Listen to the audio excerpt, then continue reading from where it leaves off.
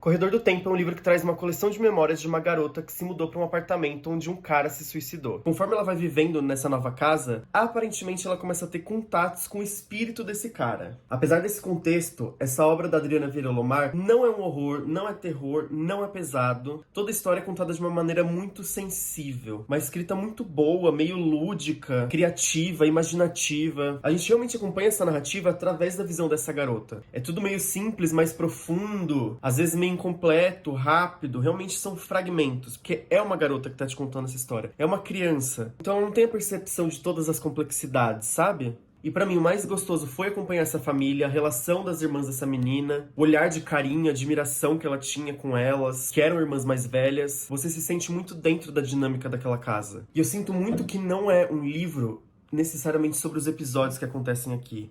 São episódios meio fantásticos, que vão te impactar, mas eu sinto que não foi isso que me marcou e que persistiu comigo depois da leitura. Foi muito mais a sensação que ele me passou. Eu li esse livro numa leitura coletiva com outros criadores de conteúdo, pela agência LC, e a gente teve um primeiro papo, e eu lembro que a gente tava conversando e eu falei, caraca, muitas das coisas que as pessoas estão falando aqui, eu nem lembro o que aconteceu. Mas ainda assim, o sentimento que eu tinha não era que eu não tinha aproveitado essa leitura, mas sim de que eu tinha entrado nessa narrativa e dos borrões da memória dessa garota. Talvez eu não consiga explicar isso com palavras, vocês vão ter que ler pra entender o que eu tô querendo dizer. Mas parece muito que essas memórias são quase minhas. E que são borrões como, de fato, as memórias são na nossa cabeça. A gente nunca lembra integralmente do que aconteceu na nossa vida. São sempre esses fragmentozinhos, né? E é uma leitura tão rápida. Eu sentei, eu quase li num dia só. Que depois dessa conversa eu falei, não, eu vou ler mais uma vez pra tentar captar melhor esses episódios que acontecem aqui. E mais uma vez, beleza, eu entendi o que acontecia, mas não foi isso que persistiu comigo. Mais uma vez, foi o olhar mágico, foi a sensação de família, enfim, a sensibilidade dessa escrita. E aí depois a gente teve uma segunda conversa com a Adriana Verolomar, que foi muito legal, e aí ela trouxe outras perspectivas, assim, pra mim,